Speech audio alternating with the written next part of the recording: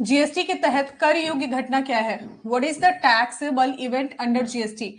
माल का विनिर्माण, manufacturing of goods, sales of goods, या फिर सेवाओं के प्रावधान, प्रोविजन ऑफ सर्विस, या फिर सप्लाई। तो जनरली हम टैक्सेबल जो है मेन क्या मानते हैं? सप्लाई को, है ना। तो हम क्या रखेंगे? सप्लाई, इसका हमारा राइट आंसर होगा। हम लोग कल बहुत अच्छे से पढ़ चुके हैं, फटाफट बस हमें क्वेश्चन ही करने हैं, ठीक है। आपूर्ति के दायरे में विभिन्न प्रकार की आपूर्ति क्या शामिल है? देखो, इंग्लिश पे ज्यादा बिलीव करना, हिंदी पे थोड़ा कम करना, ठीक है। हिंदी मतलब कन्वर्टेड है तो थोड़ी गलतियां होंगी। चलो देखते हैं। What is the difference, different type of supply covered under scope of supply made with consideration, supplies made without consideration, दोनों या फिर दोनों में से कोई नहीं। हमने दोनों तरीके की सप्लाईज पढ़ी है ना। हमने कंसिडरेशन वाली पढ़ी है और विदाउट कंसिडरेशन वाली पढ़ी है ना। कल ही हमने दोनों तरीके की डिस्कस करी है ना, जो कंसिडरेशन के साथ है और विदाउट कंसिडरेशन, हमने दोनों चीजें पढ़ी हैं, इसलिए ऑप्शन क्या होगा? दोनों। चलो क्वेश्चन क्या है? Output tax in relation to a taxable person under the GST act 2017 includes. अभी हम रिवर्स चार्ज मैकेनिज्म हमने नहीं पढ़ा है, हमारा नेक्स्ट चैप्टर ही होगा रिवीजन के लिए रिवर्स चार्ज मैकेनिज्म। तो ये वाला क्वेश्चन अभी हम फिलहाल के लिए ड्रॉप कर रहे हैं। हम जब आरसीएम पढ़ेंगे ना, हम तब डिस्कस करेंगे। इसका आंसर ही है क्या? आरसीएम, है ना। पर इसको हम बाद में डिस्कस करेंगे। रीजन क्या है कि आरसीएम का क्वेश्चन है। चलो, व्यवसाय का स्थान शब्द में शामिल है। हम बात किसकी कर रहे हैं? The place of business. Term क्या है? Place of business. सबसे पहले तो मुझे ये बताओ किस सेक्शन में हमने इसे पढ़ा है? प्लेस ऑफ बिजनेस, पहले तुम लोग ये मुझे बताओ किस सेक्शन में हमने पढ़ा है? पहला बिजनेस हमने किस सेक्शन में पढ़ा है? आंसर अभी मत बताओ। बिजनेस जीएसटी अधिनियम में हमने जो है किस सेक्शन के अंदर हमने बिजनेस टर्म पढ़ा है? पहले तो मुझे ये बताओ। Section 17 D. इसका आंसर अभी नहीं बताना, अभी जो इसका प्रेस क्वेश्चन में कर रही हूं वो बताओ। बिजनेस टर्म को हमने किस सेक्शन के अंदर डिवाइड किया था, डिफाइन किया था जीएसटी के अंतर्गत?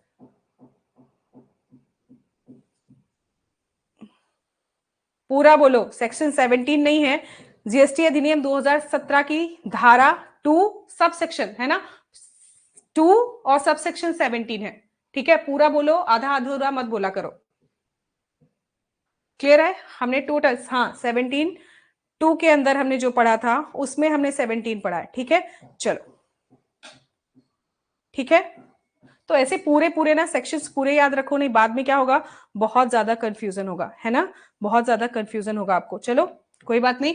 अभी हम क्या बात कर रहे हैं? वह स्थान जहां से सामान्यतः व्यवसाय किया जाता है, जिसमें गोदाम आदि शामिल है, बिल्कुल। वह स्थान जहां कराधीन व्यक्ति अपने खाते की किताबें रखता है।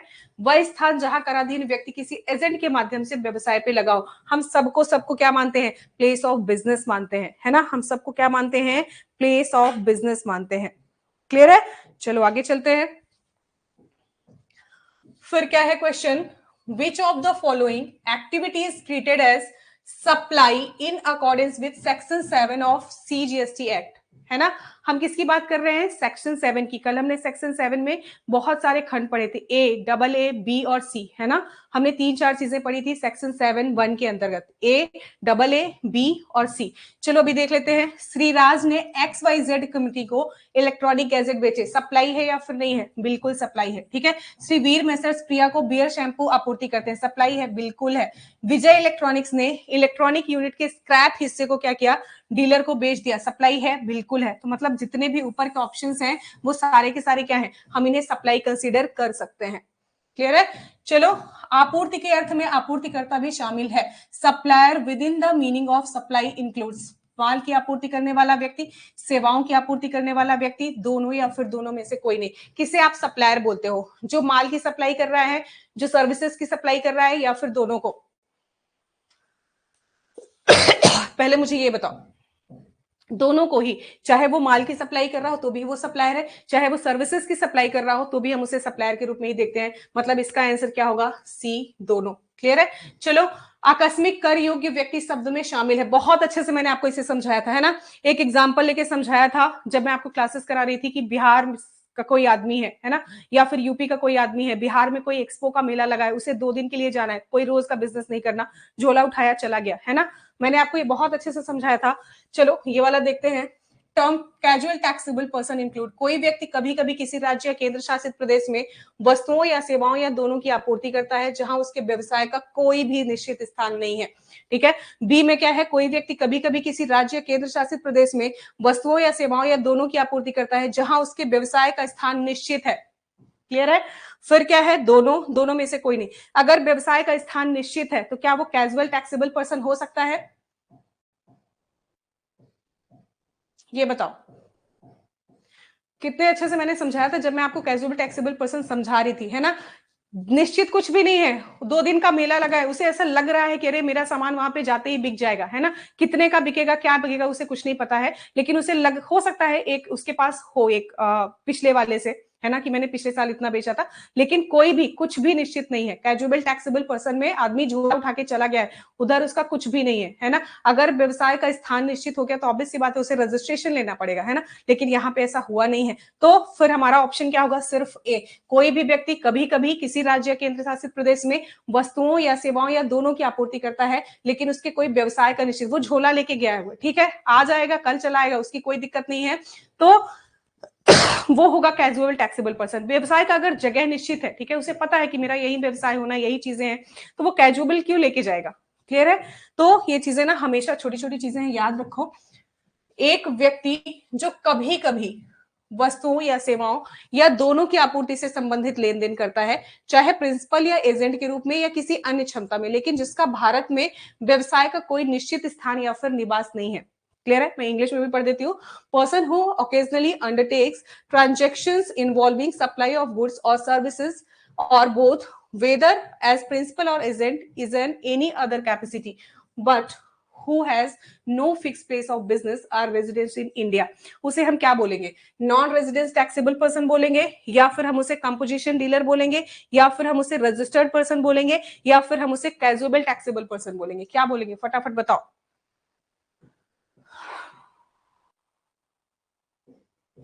इंडिया के बाहर का है, ठीक है, इंडिया का है भी नहीं। एक व्यक्ति है जो कभी कभी वस्तुओं या सेवाओं या दोनों की आपूर्ति से संबंधित लेन देन करता है, चाहे प्रिंसिपल या एजेंट के रूप में, ठीक है, किसी अन्य क्षमता में, लेकिन भारत में व्यवसाय का कोई स्थान नहीं है, कोई निवास नहीं है। क्या होगा वो, ए, नॉन रेजिडेंट पर्सन होगा। ठीक है, जो कैजुअल टैक्सेबल पर्सन है ना, वो इंडिया का है, ठीक है, वो इंडिया का है, उसे पता है, वो सिर्फ यूपी से बिहार जा रहा है, बिहार से इधर जा रहा है। क्लियर है? चलो, फिर क्या है, निम्नलिखित में से कौन सीजीएसटी अधिनियम 2017 के तहत एक गैर कर योग्य आपूर्ति है? Which of the following is a non taxable supply under the CGST act 2017? आपूर्ति जिस पर सीजीएसटी अधिनियम की धारा 9 के तहत सीजीएसटी लेवी लागू नहीं है, supply on which GST levy is not attracted under section 9 of CGST act, supply on which GST levy is not attracted under section 5 of GST Act, आपूर्ति जिस पर सीजीएसटी अधिनियम की धारा 9 के साथ साथ आईजीएसटी अधिनियम की धारा 5 के साथ साथ लेवी लागू नहीं है। लेवी वाले अगले वाले चैप्टर में हम पढ़ेंगे, ठीक है, जब मैं आरसीएम कराऊंगी तभी मैं लेवी वाला क्वेश्चन भी कराऊंगी। क्लियर है? हालांकि इसका आंसर अभी अपने पास क्या है, सी है, लेकिन अभी हम क्या करेंगे, बाद में इसको डिस्कस करेंगे। ठीक है, अगला हमारा टॉपिक ही है क्या, लेवी एंड कलेक्शन, उसी में हमें आरसीएम भी पढ़ना है। क्लियर है? चलो पढ़ो, क्वेश्चन क्या है। दिल्ली के मैं इंग्लिश में पढ़ती हूँ, ठीक है। Amit of Delhi is participating in Ayush furniture expo in Haryana where he has no fix place of business, कोई जगह नहीं है उनकी, and exhibiting his products during the expo the said product will be sold to the people attending and intending to purchase such product including foreign buyer. In such scenario, Amit shall obtain which of the following registration under the CGST Act 2017? आनिवासी कर योग्य व्यक्ति पंजीकरण, आकस्मिक कर योग्य व्यक्ति पंजीकरण, नियमित करदाता पंजीकरण, सीजीएसटी के तहत पंजीकरण की आवश्यकता ही नहीं है। क्या होगा बताओ, बोलो। एग्जैक्टली मैंने ऐसा ही कुछ एग्जाम्पल आपको बताया था।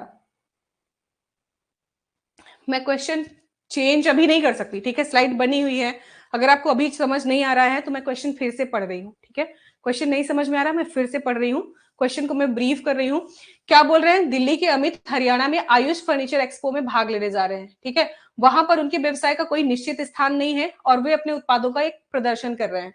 एक्सपो के दौरान उक्त उत्पाद विदेशी खरीदारों सहित ऐसे उत्पादों को खरीदने के इच्छुक लोगों को बेचे जाएंगे, जो भी चाहेगा उसको बेच दिया जाएगा, ठीक है। ऐसे परिदृश्य में अमूर्त को सीजीएसटी अधिनियम 2017 के निम्नलिखित में से कौन सा पंजीकरण प्राप्त होगा? ऑब्वियस सी बात है, कैजुअल टैक्सेबल पर्सन, है ना। कौन सा होगा? Casual taxable person.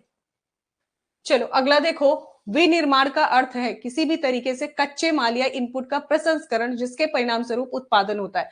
Manufacture means processing of raw material are inputs in any manner that result in emergence of एक नया उत्पाद जिसका एक विशिष्ट नाम, चरित्र और उपयोग हो। मैन्युफैक्चरिंग का मतलब पूछा गया, ठीक है। एक बी कर लो यहाँ पे, एक पुराना उत्पाद जिसका एक विशिष्ट नाम, चरित्र और उपयोग है। सी लिखो, कैरेक्टर, ठीक है, सी लिखो, एक नया उत्पाद जिसका एक ही विशिष्ट नाम है, या फिर ए या तो फिर डी। क्या होगा बताओ? हमें मैन्युफैक्चरिंग का मतलब समझना है, विनिर्माण क्या है हमें इसका मतलब समझना है, ठीक है। तो जब भी हम मैन्युफैक्चरिंग करते हैं तो हमें हमेशा एक नया प्रोडक्ट मिलता है जिसका एक विशिष्ट नाम होता है, एक चरित्र होता है और एक उपयोग होता है ना। तो ये तो बहुत इजी क्वेश्चन था। चलो क्या बोल रहा है, कंपनी अधिनियम 2013 के तहत, कंपनी अधिनियम 2013 के तहत चलो मैं इसका इंग्लिश पढ़ती हूँ, ठीक है। P limited has its registered office under the companies act 2013 in the state of Maharashtra. It also has a corporate office in the state of Telangana. What will be the place of business of P under the CGST Act? एक आदमी है ना, कोई भी company है, उसके दो offices registered हैं, एक महाराष्ट्र में, एक तेलंगाना में। हम उसका प्लेस ऑफ बिजनेस क्या कंसीडर करेंगे? तेलंगाना, महाराष्ट्र, दोनों या फिर इनमें से कोई नहीं, दोनों का रजिस्ट्रेशन लेके रखा है ना। तो ऑब्वियस सी बात है हम दोनों को कंसीडर करेंगे क्या, उसका प्लेस ऑफ बिजनेस, है ना। दोनों को उसने क्या किया है, एक कॉर्पोरेट कार्यालय है सीजीएसटी, तो इसका तेलंगाना राज्य में भी एक कॉर्पोरेट कार्यालय है। सीजीएसटी अधिनियम के तहत पी लेफ्टिनेंट व्यवसाय का स्थान क्या होगा, है ना।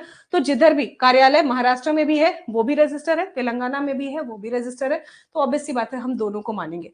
क्लियर है?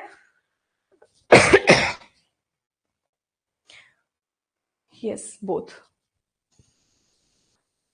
निम्नलिखित में से कौन शून्य रेटेड सप्लाई है? Which among the following are zero rated supply? Export, X Y Z को अगर कोई आपूर्ति की जाती है, निर्यात और आपूर्ति, ए और बी दोनों। फटाफट मुझे बताओ, यहीं पे मैं क्लियर कर देती हूँ तुम्हारी जीरो रेटेड सप्लाई और नील रेटेड सप्लाई क्या होती है।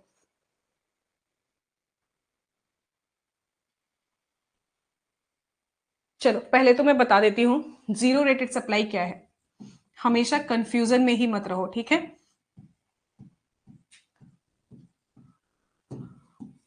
जीरो रेटेड सप्लाई क्या है? देखो, जीरो रेट वहां पर होता है जहां जीएसटी एप्लीकेबल है 0%, ये तो दोनों में ही होगा।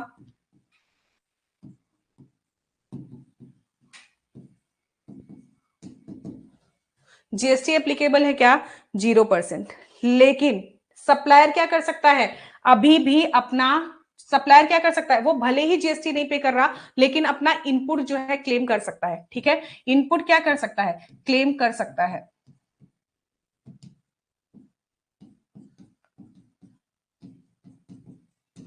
है ना, मैंने आपको बताया था एग्जांपल, इंपोर्ट और एक्सपोर्ट को बढ़ावा देने के लिए सरकार क्या कर रही है, ठीक है, बोल रही है भाई ठीक है, तुमको तुम हमको कुछ मत दो, ऊपर से हमसे भी जो है क्रेडिट ले लो, हमें कोई दिक्कत नहीं है, लेकिन तुम एक्सपोर्ट क्या करो, बढ़ावा दो, है ना। तुम जितना ज्यादा एक्सपोर्ट करोगे उतना ज्यादा कंट्री के लिए क्या होगा, अच्छा होगा, उतनी ज्यादा चीजें क्या रहेंगी, अच्छी रहेंगी, है ना। तो जीरो रेटेड सप्लाई में क्या है, जीएसटी एप्लीकेबल है 0%, लेकिन आप यहां पर इनपुट क्लेम कर सकते हो। लेकिन अगर हम बात करें नील रेटेड सप्लाई की, तो वहां पे भी हमें जो जीएसटी देनी है वो 0% ही है ना, जीएसटी रेट है वो भी 0% है, लेकिन यहां पर नील रेट में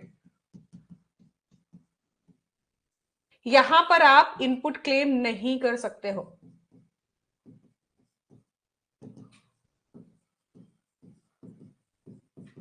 बस दो डिफरेंस याद रखो, काम हो जाएगा, ठीक है। तो यहां पर निम्नलिखित में से कौन शून्य रेटेड सप्लाई है? एक्सपोर्ट का तो मैंने आपको एग्जांपल ही बताया था, सप्लाईज टू एसईजेड, है ना। जितने भी सप्लाईज टू एसईजेड, जो एसईजेड जोन होता है मैंने हमेशा बताया है, इसको आप कभी भी इंडिया के अंदर भले ही है लेकिन इंडिया के अंदर कंसीडर ही मत करो, ठीक है, इंडिया के अंदर इसे आपको क्या करना है, कंसीडर ही नहीं करना है। ठीक है, ये बात हमेशा अगर आप एसईजेड को लेके चलोगे ना तो कुछ चीजें आपकी क्लियर रहेंगी। क्लियर है, निर्यात की बात ही नहीं हो रही है, हम सिर्फ मतलब इंपोर्ट की बात ही नहीं हो रही है, सिर्फ एक्सपोर्ट की बात करें। इंपोर्ट अगर हम करेंगे तो ऑब्वियस सी बात है हमें देनी पड़ेगी, है ना। इंपोर्ट अगर हम करते हैं तो हमें जीएसटी देनी पड़ती है। एक मिनट में रिप्लाई कर रही हूँ, ठीक है। तो यहाँ पर ए और बी दोनों आएगा, सी वाला ऑप्शन नहीं आएगा। ठीक है, इंपोर्ट में नहीं होता। जीरो रेट सप्लाई और नील रेट सप्लाई एक अंतर रखो, दोनों में 0% जीएसटी है। लेकिन अगर आप जीरो रेट सप्लाई के अंदर आते हो, मतलब आपने जो भी मैन्युफैक्चरिंग करने के लिए जो भी सामान वगैरह खरीदा हुआ है उस पर आप अपना इनपुट क्लेम कर सकते हो। ठीक है, आईटीसी क्लेम कर सकते हो। लेकिन अगर हम बात करें नील रेटेड सप्लाई की, जैसे मैंने आपको एक एग्जांपल बताया था, दूध लेने वाला जो बंदा है ना, या फिर जो बंदा चाय पत्ती बना रहा है ना, तो अगर उसने चाय पत्ती खरीदी होगी तो ऑब्वियस सी बात है उसमें उसने कहीं ना कहीं जीएसटी पे किया होगा। लेकिन क्या वो क्लेम कर सकता है? बिल्कुल नहीं करता। ठीक है, तो ये कुछ चीजें हैं जो ध्यान रखो। लेकिन अगर आप एक्सपोर्ट कर रहे हो, गवर्नमेंट एक्सपोर्ट को बढ़ावा देना चाह रही है, तो ऑब्वियस सी बात है गवर्नमेंट ये कहती है कि तुम एक्सपोर्ट करो, है ना, बाहर का पैसा इंडिया के लेके आओ, तुम्हें जो भी सुविधा चाहिए वो हम देंगे। तो वो क्या आता है, जीरो रेट से सप्लाई के अंदर आता है। ठीक है, चलो आगे देखो, छूट वाली सप्लाई में शामिल है वस्तुओं या सेवाओं, एग्जेम्प्ट सप्लाई, वस्तुओं या सेवाओं या दोनों की आपूर्ति जिस पर कर की शून्य दर लगती है, गैर कर योग्य आपूर्ति, नॉन टैक्सेबल सप्लाई, वस्तुओं या सेवाओं या दोनों की आपूर्ति जो जीएसटी अधिनियम की धारा 11 या आईजीएसटी की धारा 6 के तहत कर से पूरी तरह मुक्त है, या फिर उपरोक्त सभी। फटाफट बताओ। एग्जाम सप्लाई में हम सबको रखते हैं। ठीक है, ऊपर के सभी को हम क्या करते हैं, एग्जाम सप्लाई के अंदर रखते हैं। हमने बहुत अच्छे से पढ़ा है, कैसे डाउट हो रहा है मुझे ये समझ नहीं आ रहा है ना। Exam supply, nil rated supply, zero rated supply मैंने बहुत अच्छे से बताई है आपको। चलो, जीएसटी अधिनियम 2017 की धारा 247 के अनुसार छूट वाली आपूर्ति में निम्नलिखित प्रकार की वस्तुओं और सेवाओं की आपूर्ति शामिल है। आपूर्ति पर कर की शून्य दर लागू होती है, अधिसूचना के माध्यम से आपूर्ति को कर से पूरी तरह छूट प्राप्त है, गैर कर योग्य आपूर्ति, नॉन टैक्सेबल सप्लाई, या फिर ऊपर के सभी। फटाफट बताओ मुझे।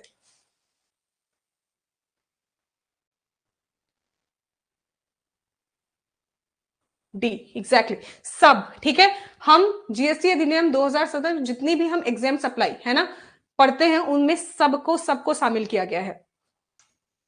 16, सीजीएसटी अधिनियम के तहत सामान शामिल नहीं है। हिंदी पढ़ लेते हैं। Goods under CGST act exclude प्रतिभूति, असुरक्षित ऋण, लॉटरी में निकलने वाले ड्रा में भाग लेने का अधिकार, बढ़ती फसलें, ग्रोइंग क्रॉप्स। क्या है बताओ? सामान की बात हो रही है। ठीक है, देखो हम यहां पे दो चीजें रखते हैं, गुड्स एंड सर्विसेज, है ना। गुड्स को हम किस सेक्शन के अंदर डिफाइन करते हैं? Section 2 sub section 52। मैं दोनों को अलग अलग करके समझा रही हूं। ठीक है, फिर सेक्शन 2 102,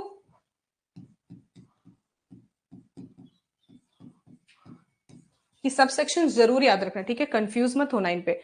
सर्विस को हम किस पे दो चीज हो गई, गुड्स को हम करते हैं 2 सबसेक्शन 52, सर्विस सेक्शन 2 सबसेक्शन 102। ठीक है, अब देखो इसमें क्या क्या इंक्लूडेड है। हम गुड की बात कर रहे हैं, गुड्स में क्या क्या इंक्लूडेड है। सबसे पहले जितने भी ऑक्शनेबल क्लेम्स हैं,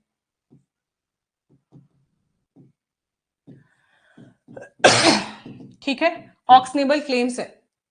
क्लियर है, मतलब ऑक्शनेबल क्लेम मतलब एक तरीके से जुआ मान के चलो। ठीक है, जहां पे जाने का रिस्क तो है लेकिन आना आपका फिक्स नहीं है। ठीक है, 100 रुपए आपने डाले हैं वो फिक्स है, लेकिन कितना आएगा वो नहीं कह सकते। 100 का 500 भी आ सकता है, 100 का कुछ भी नहीं आ सकता। ठीक है, तो वो क्या होता है, हमारा ऑक्शनेबल क्लेम्स होते हैं। तो जैसे ट्रांसफर ऑफ अनसिक्योर्ड डेब्ट्स, है ना, insurance debts, rights of arrears of rents, ये सारी चीजें हम रखते हैं। इसमें और कौन सी चीजें आती हैं? Growing crops.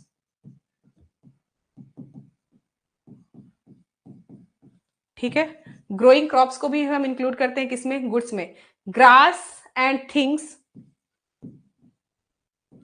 Grass and things,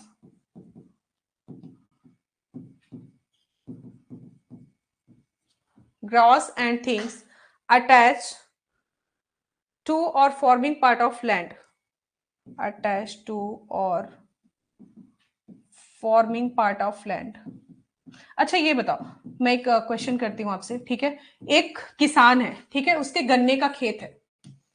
एक किसान है ये, और इसके गन्ने का खेत है, और ये शुगर मिल चलाता है, मतलब शक्कर बनाने वाली जो मिल होती है उसका मालिक है। उसने ये गन्ना मान लो इस किसान से 10 लाख रुपए में खरीदा, ठीक है। आप इसे गुड्स की तरह कंसीडर करोगे या फिर नहीं करोगे? पहले इस क्वेश्चन का आंसर दो, फिर बाकी बात करते हैं, है ना। इसमें से इंक्लूड एक्सक्लूड क्या है वो क्वेश्चन का आंसर दो, हम एक्सक्लूड की बात करते हैं, ठीक है। एक्सक्लूड की बात करते हैं, जो इसमें इंक्लूडेड नहीं है, तो मनी और सिक्योरिटीज, इनको हम एक्सक्लूड नहीं करते, ना ही गुड्स में ना ही सर्विसेज में। क्लियर है?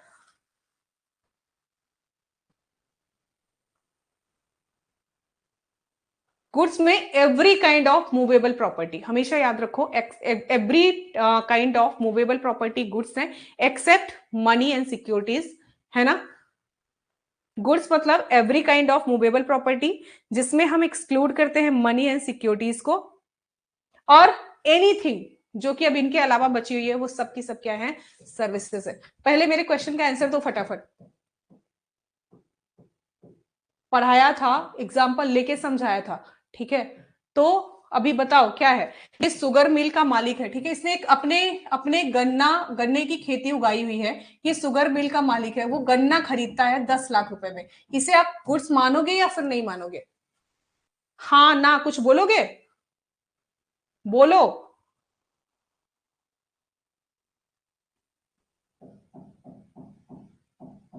अभी भी मैंने बताया है, ठीक है। अभी भी बताया है, grants and things attach to the forming part of flat, हम क्या मानते हैं? उसे गुड्स मानते हैं, ये गुड्स है, ठीक है। हम इसे सप्लाई ऑफ गुड्स ही मानेंगे। क्या कर रहे हो यार तुम लोग? ठीक है, गुड्स है। चलो, तो फिर अभी देख लेते हैं सिक्योरिटीज। सिक्योरिटीज हमारी आती है या फिर नहीं आती? हम किसमें शामिल की बात कर रहे हैं? गुड्स की। बताओ मुझे, सिक्योरिटीज आती है या फिर नहीं आती?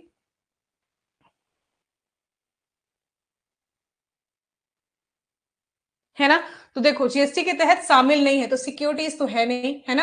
असुरक्षित ऋण, अनसिक्योर्ड डेप्स, बिल्कुल हम मानते हैं, मैंने अभी आपको बताया, है ना। Transfer of unsecured debts, insurance डेप्ट, राइट टू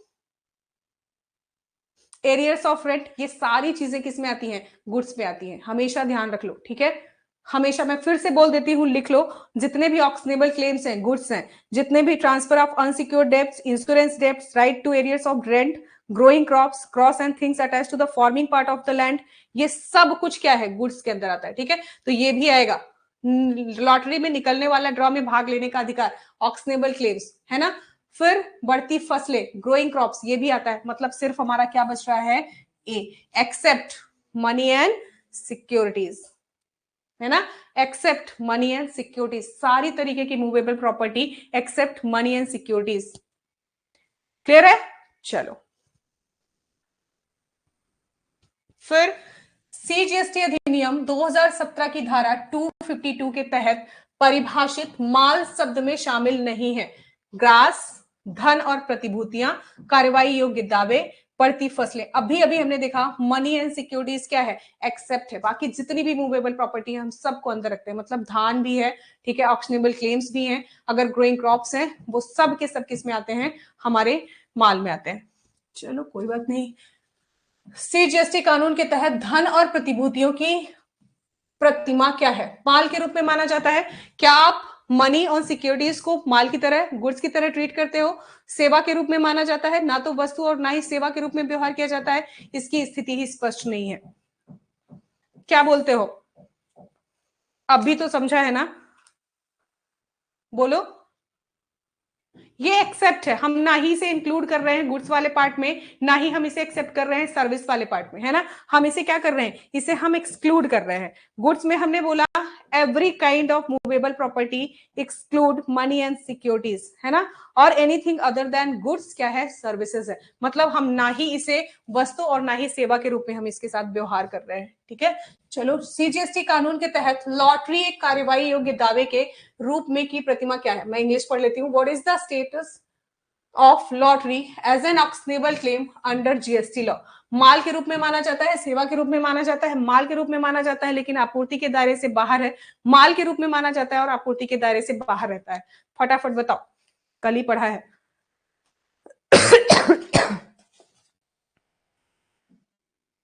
कल ही पढ़ा है, अगर सी बोले तो बहुत खराब होगा।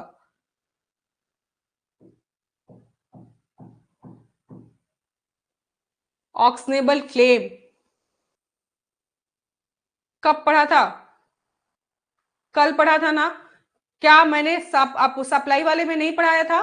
ठीक है, डी है, हम इसे माल के रूप में माना जाता है और हम इसे आपूर्ति के दायरे में रखते हैं ऑक्शनेबल क्लेम्स को, है ना। अभी मैंने बताया, पहली चीज तो ये क्लियर है कि माल के रूप में बनाया, मैंने कितनी बार बोला ऑक्शनेबल क्लेम्स हम किस में मानते हैं? माल में मानते हैं, ठीक है। फिर हम इन्हें सप्लाई के रूप में भी ट्रीट करते हैं, हमने कल ही पढ़ा था, है ना। लॉटरी ऑक्शनेबल क्लेम्स में कुछ चीजें मैंने आपको छोड़ी थी, लॉटरी गैम्बलिंग कुछ बताई थी ना, 2-3 चीजें, मतलब ध्यान रखो बस, छोटी छोटी चीजें, क्वेश्चन अपने से होंगे।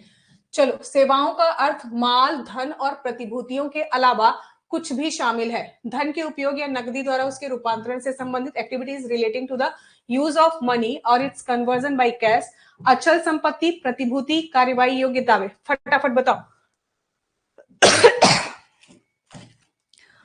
Service means anything other than goods, money and securities include.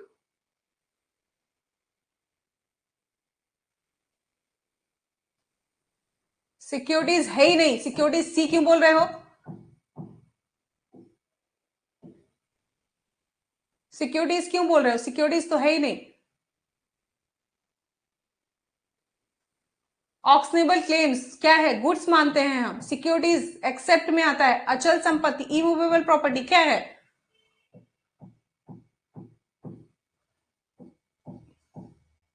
हम ए बोल सकते हैं, ठीक है। धन के उपयोग या नकदी द्वारा उसके रूपांतरण से संबंधित इट्स कन्वर्जन बाई कैश, है ना, हम उसे क्या मान सकते हैं? यूज ऑफ, देखो मनी में ना हमेशा जो है इंक्लूड करो सर्विसेज में, यूज ऑफ मनी, है ना। अगर आप कुछ इंटरेस्ट वगैरह लोन से कर रहे हो, वो क्या है? हमारा सर्विस है। Conversion of money by cash or any other made of with a separate consideration is charge. Foreign currency को, सॉरी, हम आईएनआर में कन्वर्ट कर रहे हैं, ठीक है। ये सब क्या है? इसे हम सबको सर्विसेज मानते हैं, है ना। सेकेंड सिचुएशन ही है, सेकेंड सिचुएशन ही मैंने आपको बताई थी। पहला क्या बताया था कि यूज ऑफ मनी, है ना, जैसे इंटरेस्ट, हम लोन पे कोई भी इंटरेस्ट रिसीव कर रहे हैं, तो ये सब क्या है? सर्विसेज के अंदर आता है। तो इसका पहला ऑप्शन है। किसी व्यवसायिक इकाई को ब्याज पर बैंक द्वारा धन की आपूर्ति की गतिविधि, activity of supply of money by bank to a business entity on interest, माल की आपूर्ति के रूप में माना जाता है, सेवाओं की आपूर्ति के रूप में माना जाता है, इससे धन के उपयोग से संबंधित सीमा, या फिर इनमें से कोई नहीं। फटाफट बताओ क्या होगा? अभी बताया मैंने। सी क्यों बोल रहे हो? अभी जस्ट पिछले वाले क्वेश्चन में ही बताया है, ठीक है।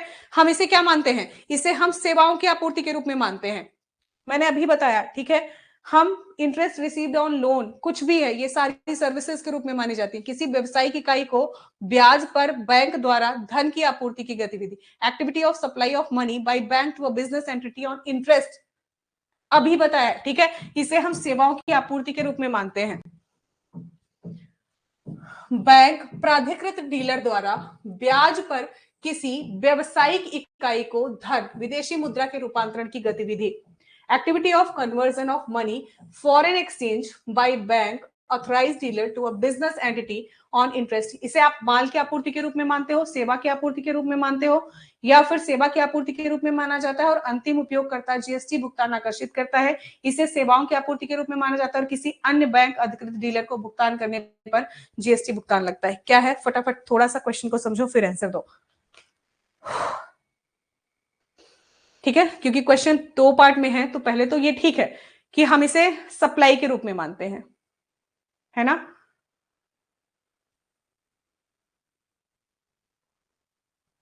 चलो क्वेश्चन में फिर से पढ़ देती हूं, ठीक है।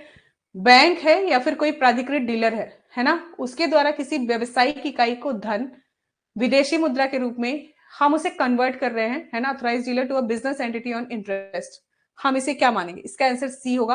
पहली चीज तो हमेशा ये क्या है? सप्लाई है, सॉरी, क्या है? ये हमारी सेवाओं की आपूर्ति है ना, सप्लाई ऑफ सर्विसेज है, और जो भी अंतिम उपयोग करता होगा वो क्या करेगा? जीएसटी का भुगतान करेगा।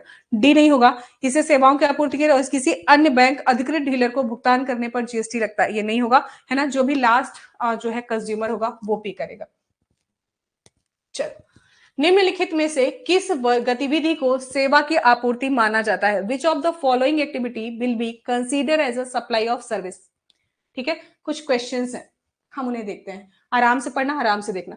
मिस्टर ए अपने एक रिश्तेदार मिस्टर क्यू से 1.5 लाख की राशि उधार लेता है और 1 वर्ष के बाद ब्याज सहित पूरी राशि चुकाने के लिए सहमत होता है। ठीक है, मिस्टर ए हैं, किसी रिश्तेदार से उन्होंने 1.5 लाख रुपए लिए हैं और 1 वर्ष के साथ इंटरेस्ट सहित पूरी राशि क्या करेंगे? वापस कर देंगे। हमें करना क्या है?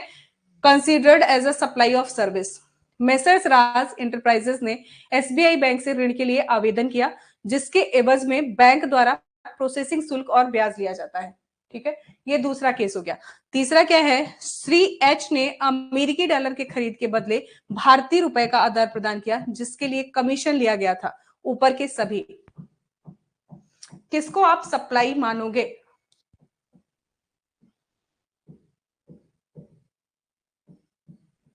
फटाफट बताओ। यस, हम सबको मानेंगे, है ना। पूरी राशि चुकाने के लिए सब में कहीं ना कहीं कुछ ना कुछ चार्जेस जो है दिए गए हैं, तो हम सबको क्या मानेंगे?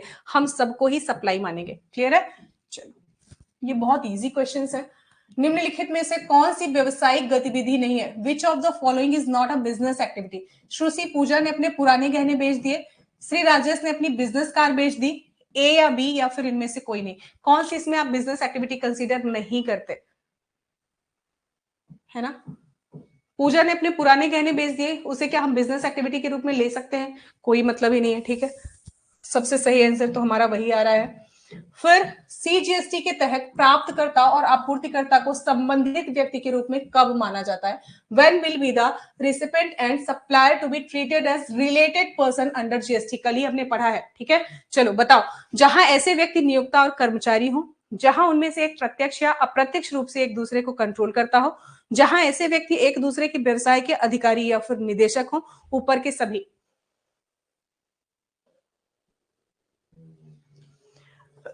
नहीं है, में नहीं पूछा गया। ठीक है, क्वेश्चन क्या बोला है कि आपूर्तिकर्ता से संबंधित व्यक्ति के रूप में माना जाएगा, है ना।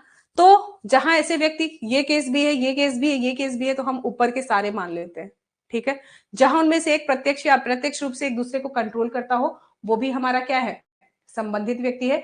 जहां एक ऐसे व्यक्ति व्यवसाय के अधिकारी या निदेशक हो, वो भी क्या है? रिलेटेड पर्सन है। किस सेक्शन में बात हुई है रिलेटेड पर्सन की? किस सेक्शन में बात हुई है रिलेटेड पर्सन की? अरे बाप रे, क्वेश्चन तो आप लोग को समझ ही नहीं आएगा। चलो मैं धीरे धीरे क्वेश्चन को पढ़ती हूँ। ठीक है, धीरे धीरे मैं क्वेश्चन को पढ़ती हूँ, आपको समझाती हूँ। व्हाइट हो गया है तो शायद आपको समझ नहीं आएगा, मैं कल से पूरा ब्लैक रखूंगी। क्लियर है? चलो, श्री ए ने mister A has received technical consultancy services from IT star consultants, है ना, and the import of technical consultancy will not be liable to GST if. हम जनरली कंसल्टेंसी सर्विसेज की बात कर रहे हैं, है ना, जो कि ली गई हैं। अब हम उन्हें कब क्या कंसीडर नहीं करेंगे, बस उस पर बात हो रही है। ठीक है, चलो। श्रीमान ए Mr A pay some consideration for the service received. अगर मिस्टर ए कुछ कंसीडरेशन पे करते हैं उस सर्विस के लिए, तो क्या हम उसे सप्लाई मानेंगे? क्या उसे हम सप्लाई मानेंगे या फिर नहीं मानेंगे? ठीक है, फिर Mr A pay some consideration for the service received and if Mr A use the said service for the business purpose. उन्होंने कुछ कंसीडरेशन भी दिया है और उसे बिजनेस पर्पज के लिए यूज भी कर रहे हैं। ठीक है, तीसरा क्या है? Mr A uses the said service for business purpose even though he does not pay any consideration for the same. तीसरा केस क्या बोल रहा है कि वो इसे बिजनेस पर्पज के लिए ही यूज कर रहे हैं, लेकिन कोई कंसीडरेशन उन्होंने नहीं दिया है। ठीक है, चौथा क्या बोल रहे हैं? श्री ए एक मिनट, Mr A uses the said service for the business purpose and does not pay any consideration for the same and is also partner in IT star consultant. ठीक है, दोनों पार्टनर्स हैं, दोनों रिलेटेड पर्सन है, business purpose के लिए use हो रहा है, कोई कंसीडरेशन नहीं है। अब ये बताओ, इसमें से किसे हम सप्लाई मानेंगे और किसे नहीं मानेंगे? बस ये है। कल ही मैंने बहुत अच्छे से ये बाइफरगेट किया था। ठीक है, कब हम सप्लाई मानेंगे, कब नहीं मानेंगे। चलो बताओ मुझे।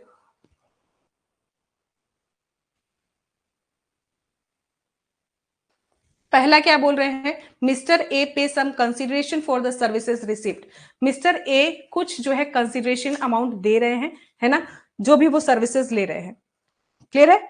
जो भी वो सर्विसेज ले रहे हैं, हमने दो केसेस देखे थे, विद कंसिडरेशन, विदाउट कंसिडरेशन, है ना। अगर हम सर्विसेज इंपोर्ट करते हैं तो विद और विदाउट में दो चीजें हमने देखी थी। चलो फिर भी हम एक बार फिर से क्वेश्चन देखते हैं, ठीक है। Mr A has receive technical consultancy service from IT star consultancy. Mr A कुछ technical consultancy services IT star consultancy US से इंपोर्ट करते हैं, ठीक है। हमें ये देखना है will not be liable to GST if, कब वो जीएसटी के लिए लाइबल नहीं होगी, ठीक है। श्रीमान ए प्राप्त सेवाओं के लिए कुछ भुगतान करते हैं। A pay some consideration for the service. पहला केस क्या है? With consideration. In course of furtherance of business हम क्या मानेंगे? सप्लाई मानेंगे। Not in course of furtherance of business तो भी हम सप्लाई मानेंगे। विद कंसिडरेशन, इन्होंने कंसिडरेशन दिया है, ठीक है। कंसिडरेशन दिया है, सीधा सा मतलब है हम क्या मानेंगे? विद कंसिडरेशन है, मतलब ये सप्लाई है। फिर सेकेंड क्या बोल रहे हैं? Mister A pay some consideration for the service received and if Mr A uses the state service for business purpose. Consideration दी गई है, वो बिजनेस पर्पस के लिए है या फिर नहीं है, वो क्या है? सप्लाई है। सेकेंड भी हमारा क्या है? सप्लाई है, ठीक है। तीसरा क्या बोल रहा है? मिस्टर ए यूजेस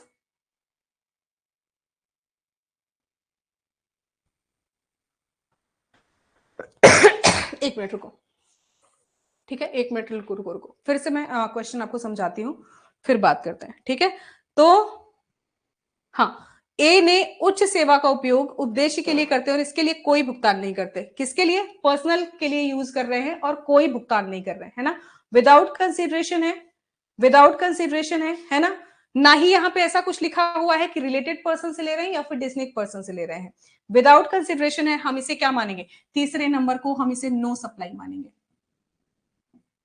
है ना। ये कुछ भी नहीं लिखा है कि यहां पर कंसिडरेशन के साथ हो रहा है, सॉरी, इसे तो हम सप्लाई मान सकते हैं,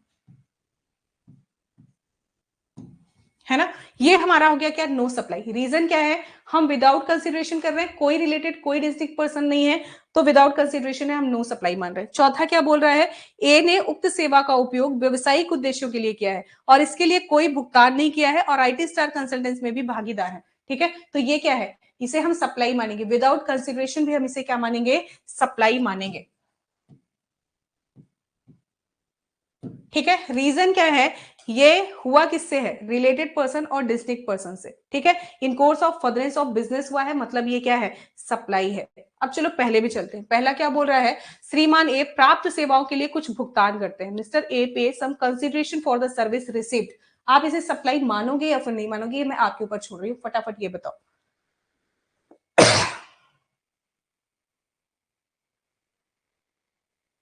फटाफट बताओ। कल मैंने दोनों तीनों चारों केस बहुत अच्छे से समझाए थे, ठीक है।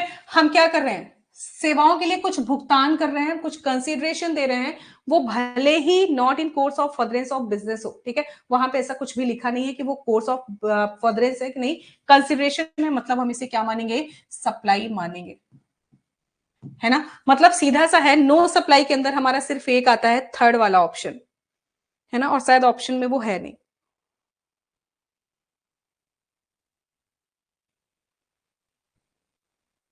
नहीं नहीं नहीं नहीं नहीं नहीं, नहीं, कुछ तो गलत हुआ। चौथा, ए ने उक्त सेवा का उपयोग व्यक्तिगत उद्देश्य के लिए किया है और इसके लिए कोई भुगतान नहीं किया और आईटी स्टार कंसल्टेंट में भागीदार है, ये भी हमारा सप्लाई होगा। ए ने उक्त सेवा का उपयोग व्यवसायिक उद्देश्यों के लिए किया और इसके लिए कोई भुगतान नहीं किया, में भागीदार है, तो ये सब तो सप्लाई है। मतलब हमारा सिर्फ थर्ड आंसर आता है जो नो सप्लाई में जाता है, ठीक है। इसके ऑप्शंस कुछ गलत है, इसके कुछ ऑप्शंस गलत है ना। इसके कुछ ऑप्शंस गलत है। देखो, इंपोर्ट ऑफ सर्विसेज में मैंने आपको दो तीन चीजें आपको बताई थी, विद कंसिडरेशन, विदाउट कंसिडरेशन।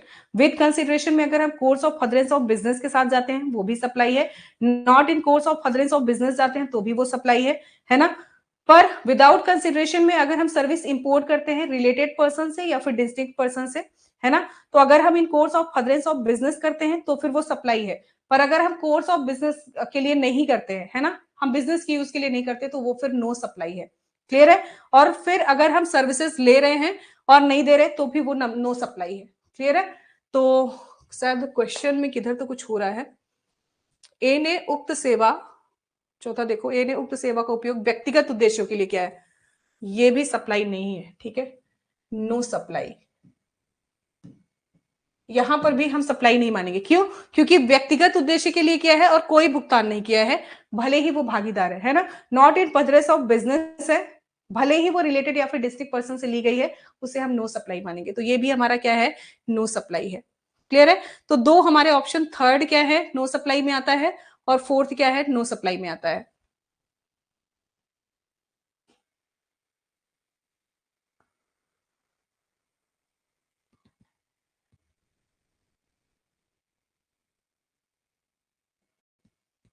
ना। तो ये भी हमारा सप्लाई है। सॉरी, मुझे कुछ कंफ्यूजन हो रहा है, ठीक है।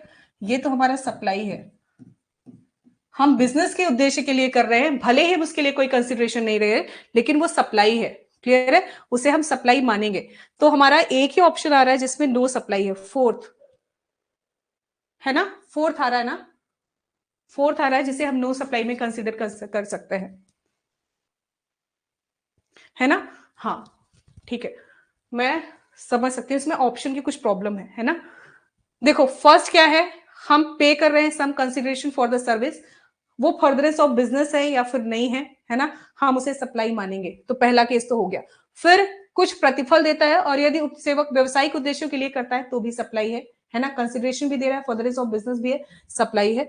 फिर ए, उक्त सेवा का उपयोग व्यवसायिक उद्देश्य के लिए करता है, भले ही वो इसके लिए कोई जो है कंसिडरेशन नहीं दे रहा है। तो अगर ये है ना, कि जो है not in course of furtherance of business, A, उक्त सेवा का उपयोग व्यवसायिक उद्देश्यों के लिए कर रहा है, भले ही कोई भुगतान नहीं कर रहा, विदाउट कंसिडरेशन है, लेकिन बिजनेस के लिए है, क्या है, सप्लाई है ना। फिर ए ने उक्त सेवा का उपयोग व्यक्तिगत उद्देश्यों के लिए किया है और कोई भुगतान नहीं किया है, भागीदार ने, नो सप्लाई। ठीक है, चलो अभी सही है। क्लियर है? चलो एक इसका इंग्लिश पढ़ती हूँ, हिंदी कुछ गलत है, ठीक है। A Limited, GST registered in Delhi, has appointed Mr. C, जो कि यूपी के हैं, to act as his agent and supply goods on his behalf to buyers in UP. ठीक है, A Limited रजिस्टर्ड है जो कि दिल्ली में, उसने अपना एक एजेंट जो है अपॉइंट किया है, C। A Limited has dispatched first lot of 10,000 unit to Mr. C, UP भेजते हैं, for sale to buyers in UP. Such dispatch to Mr. C आपूर्ति के रूप में माना जाएगा, आपूर्ति के रूप में नहीं माना जाएगा, बाद में आपूर्ति के रूप में माना जाएगा, इनमें से कोई नहीं। कल ही हमने पढ़ा है ये, फटाफट रिप्लाई करो, है ना। अगर कोई प्रिंसिपल एजेंट को कोई माल देता है तो उसे हम सप्लाई के रूप में मानेंगे, बिल्कुल, हमने कल ही पढ़ा हुआ है जब हम रिवीजन कर रहे थे। ठीक है, चलो एक A Limited, GST registered in Delhi, appointed Mr. C to act his agent and supply good on his behalf to buyer in UP. A Limited dispatched first lot of 10,000 unit to Mr. C and says the buyer in UP paying IGST on such dispatch supply. These GST paid goods were subsequently sold by Mr. C. The agent issued his invoice to the buyer too. The subsequent sale to buyer. Clear है? Question में फिर से पढ़ूं? चलो मैं फिर से पढ़ देती हूँ। ए लिमिटेड जो कि रजिस्टर्ड है दिल्ली में, है ना, उसने मिस्टर सी जो कि यूपी में अपॉइंटेड है, उनको एक एजेंट की तरह जो है यूपी में अपॉइंट किया है। ए लिमिटेड ने फर्स्ट लॉट ऑफ 10,000 यूनिट का मिस्टर सी को क्या किया है, जो भी यूपी के बाहर है उनके लिए कर दिया है, paying IGST on such dispatch supply, उन्होंने आईजीएसटी पे कर दिया। These GST paid goods where subsequently sold by mister C, the agent he issued his invoice to the buyers to, उसने मतलब जो बायर्स थे उनको भी इनवॉइस जो है इशू कर दी है। Such subsequent sale to buyer, GST लागू नहीं होगा क्योंकि ऐसे सामानों पर जीएसटी का भुगतान पहले से क्या किया जा चुका है। आगे की आपूर्ति के रूप में जीएसटी लगेगा, आगे की आपूर्ति के रूप में जीएसटी आकर्षित होगा, जैसे प्रिंसिपल द्वारा अतिरिक्त जीएसटी दे होगा, आगे की आपूर्ति के रूप में जीएसटी लगेगा, जैसे एजेंट द्वारा अतिरिक्त, पहले उन्होंने आईजीएसटी पे कर दिया था, ठीक है, उसकी बात हो रही है। चलो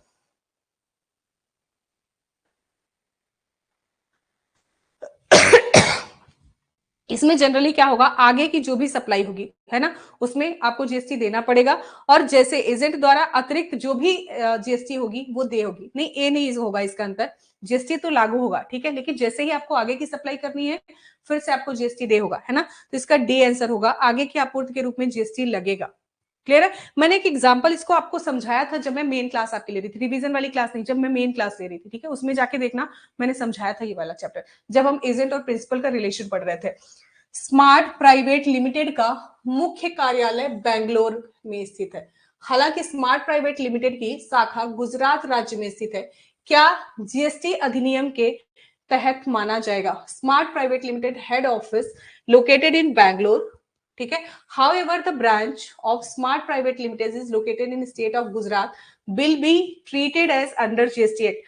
विशिष्ट डीम्ड डिस्ट्रिक्ट, सिद्धांत और agent, principal and agent, A या बी या फिर इनमें से कोई नहीं?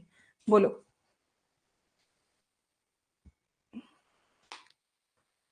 सीधी सी बात है, हम एजेंट तो मानेंगे नहीं, है ना, तो ये वाला ऑप्शन तो आएगा नहीं, ए और बी आएगा नहीं। हम इसे क्या समझते हैं? डीम डिस्टिंक्ट, है ना, विशिष्ट समझा जाता है। इंग्लिश थोड़ी सी हिंदी थोड़ी अजीब है, डीम डिस्टिंक्ट मान के चलो। क्लियर है? चलो, कल ही मैंने पढ़ाया है ना, डीम और डिस्टिंक्ट क्या होते हैं? क्या होते हैं? एक ही पैन पे है ना। रिलेटेड, हमने कल दो चीजें पढ़ी थी, रिलेटेड पर्सन क्या होते हैं, डिस्निक डीम और डिस्निक पर्सन क्या होते हैं, है ना। कल वाले सेक्शन में ही हमने पढ़ा था। एक ही पैन में कितने भी रजिस्ट्रेशन हो जीएसटी के अंदर, अलग अलग जगहों में हम उन्हें डीम मानते हैं। एक ही आदमी है, एक ही पैन है ना, भले ही कितनी जगह रजिस्टर्ड हो। हम रिलेटेड पर्सन की बात करते हैं, दो अलग अलग व्यक्ति, दो अलग अलग पैन, वो किसी तरीके से एक दूसरे से रिलेटेड है। क्लियर है? चलो, निम्नलिखित में से किस मामले में सेवाओं का आयात जीएसटी के तहत कर योग्य है? Which of the following cases import of service is taxable under GST? व्यवसाय के दौरान या उसे आगे बढ़ाने के विचार के साथ सेवा का आयात, import of service with consideration in course of furtherance of business.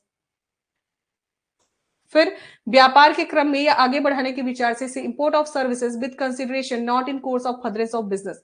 व्यवसाय के दौरान या उसे आगे बढ़ाने के लिए किसी संबंधित व्यक्ति से विचार किए बिना सेवा का आयात, import of service without consideration from a related person in course furtherance of business. किसी संबंधित व्यक्ति से विचार किए बिना import of service without consideration from a related, consideration मतलब यहाँ पे विचार मत मान के चलना, कंसिडरेशन हिंदी गलत हुई है ना, कंसिडरेशन मतलब प्रतिफल है।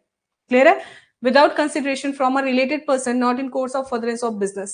फटाफट बताओ क्या होगा, कल ही पढ़ा है हमने।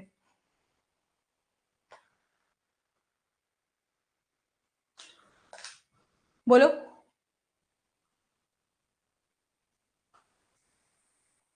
कब आपको जीएसटी सेवाओं या का आयात जीएसटी के अंदर कर योग्य है? ठीक है, टैक्सेबल है।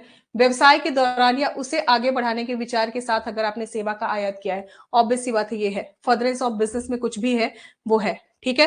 व्यापार के क्रम में या आगे बढ़ाने के विचार से आपने सेवा का आयात किया है, बिल्कुल है। व्यवसाय के दौरान या उसे आगे बढ़ाने के लिए किसी संबंधित व्यक्ति से विदाउट एनी कंसिडरेशन आप बिजनेस के लिए ले रहे हो, तो ये बताओ ये है या फिर नहीं है? फर्दरेंस ऑफ बिजनेस है, विदाउट कंसिडरेशन है ना, तो भी हम मानेंगे। Not in course of furtherance of business, है ना, लेकिन अगर हम उसे विद कंसिडरेशन कर रहे हैं, वो क्या है? Import of service without consideration, बिना किसी कंसिडरेशन के लिए हम एक्सपोर्ट ऑफ सर्विस करते हैं for the furtherance of business, है ना। अगर हम इन कोर्स ऑफ फर्दरेंस करते हैं, हम किसी रिलेटेड पर्सन से कर रहे हैं, और भले ही वो बिजनेस के लिए है ना, भले ही उसमें कंसिडरेशन नहीं दिया गया है, आगे बढ़ाने के लिए किसी संबंधित व्यक्ति से, रिलेटेड पर्सन से, मतलब हम इसे क्या मानेंगे? इसे हम मानेंगे, है ना। चलो, किसी संबंधित व्यक्ति से विचार किए बिना import of service without consideration from a related person not in course of furtherance of business, इसे हम मानेंगे या फिर नहीं मानेंगे? चौथा वाला आप बताओ।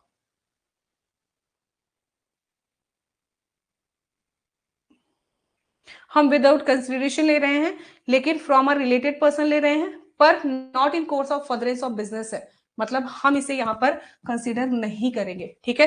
तो मतलब हमारा ऑप्शन 1, 2 एंड 3 आ रहा है, चौथा हमारा नहीं माना जाएगा। क्लियर है? चौथा हम नहीं मानेंगे। किसी संबंधित व्यक्ति से विचार किए बिना सेवा का आयात, हम रिलेटेड पर्सन से ले रहे हैं विदाउट एनी कंसिडरेशन, लेकिन हम उसे बिजनेस के लिए यूज में नहीं कर रहे, उसे हम सप्लाई नहीं मानेंगे, ठीक है। तो सिर्फ फोर्थ ऑप्शन नहीं आ रहा है, बाकी सारे आ रहे हैं। चलो, A limited holding entity made certain transfer of fixed assets on permanent basis to its subsidiary X limited entity without any consideration. Does the same classify as a supply under GST? बोलो मुझे, कल ही हमने पढ़ा है ना, मानेंगे, है ना। ए लिमिटेड कुछ एंटिटी ट्रांसफर कर रही है फिक्स एसेट्स की परमानेंट बेसिस टू सब्सिडरी में, कुछ भी कर रहे हो, है ना, रिलेटेड हो, आपको हम मानेंगे, हम मानेंगे। क्यों नहीं मानेंगे भाई? क्यों नहीं मानोगे बताओ मुझे, किसने नो बोला है? विदाउट कंसिडरेशन वाले केस में ही हमने कल पढ़ा था, ठीक है, विदाउट कंसिडरेशन में ही हमने पढ़ा था, एक चीज से हम दूसरी चीज ट्रांसफर कर रहे हैं, क्यों नहीं मानेंगे? चलो, ABC Limited provides certain services to Mr. Joy, who holds 35% of the voting right in the company. The transfer made was without any consideration. Does the same quantity qualify as supply? No supply में हमने जितनी चीजें पढ़ी थी उसमें याद रखना, ठीक है। 32 वाले में देखो, विदाउट कंसिडरेशन है लेकिन हम उसे सप्लाई मानेंगे, है ना। हाँ, यदि व्यवसाय के दौरान या उसे आगे बढ़ाते हुए किया गया हो तो, है ना, तो हम क्या मानेंगे? विदाउट कंसिडरेशन है लेकिन हम उसे सप्लाई मानेंगे। चलो आगे देखो, श्री अमर, मैं इंग्लिश पढ़ती हूँ, ठीक है, मुझे पता हिंदी गलत होगी। Mister Amar, being a managing director of Alpha Project Private Limited, made gift to his employees worth of INR 60,000 each for assisting in the architectural work of his house. Does the same be considered as supply? ठीक है, उन्होंने क्या किया है, 60,000 से ज्यादा का जो है 60,000 रुपए से ज्यादा का गिफ्ट दिया है अपने एम्प्लॉय को, है ना, अल्फा प्रोजेक्ट में, क्योंकि उन्होंने उनके घर को कुछ काम करने में मदद की थी। हाँ, चूंकि उपहार का मूल्य 50,000 रुपए की प्रदत्त सीमा से अधिक है। नहीं, चूंकि उपहार व्यवसाय के क्रम में उसे आगे बढ़ाने के लिए नहीं दिया गया है उपरोक्त प्राधिकरण के विकल्प के अनुसार, या फिर नहीं। बोलो, हाउस के रूप में उसे दिया है, ठीक है। अब इसे सप्लाई, उनका घर बन रहा था उसमें उन्होंने असिस्ट किया तो उन्होंने उन्हें कुछ गिफ्ट दिया है 60,000 रुपीज का, ठीक है। आप उसे क्या करोगे, कंसीडर करोगे या फिर नहीं करोगे? वैसे तो 50,000 की लिमिट है ना, हमें पड़ा है। बोलो, दिमाग लगाओ क्वेश्चन में। नो, है ना, चूंकि उपहार व्यवसाय के क्रम में है उसे आगे बढ़ाने के लिए course of furtherance of business नहीं है ना, वो अलग ही चीज है। तो हम यहाँ पे क्या करेंगे, नहीं। फर्दरेंस ऑफ बिजनेस होता तो 50,000 के बाद फिर हम सब कुछ मानते, लेकिन अभी ऐसा नहीं है ना। चलो, ABC limited makes certain supply to Mr. X and Mr. Z. Both of them hold 51% of the voting right in the company and exercise major stake in the decision making. Does the same supply standard as related party transaction? मैं हिंदी करके बता रही हूँ, ठीक है। ABC limited है, वो कुछ सप्लाई करती है मिस्टर एक्स को एंड मिस्टर जेड को। दोनों क्या कर रहे हैं, 51% का वोटिंग राइट है, मतलब कहीं ना कहीं रिलेटेड पर्सन है ना। Does the same supply stands as related party transaction? हाँ, नहीं, उपरोक्त प्राधिकरण की राय के अनुसार, या इनमें से कोई भी नहीं। बताओ मुझे,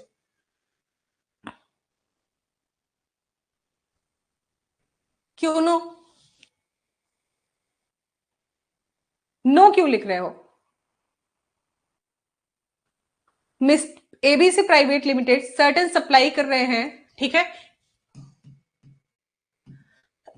किसको? एक्स को और जेड को, है ना। और ये दोनों इनसे रिलेटेड है, 51% का राइट, वोटिंग राइट है, मतलब कहीं ना कहीं दोनों रिलेटेड पर्सन है ना।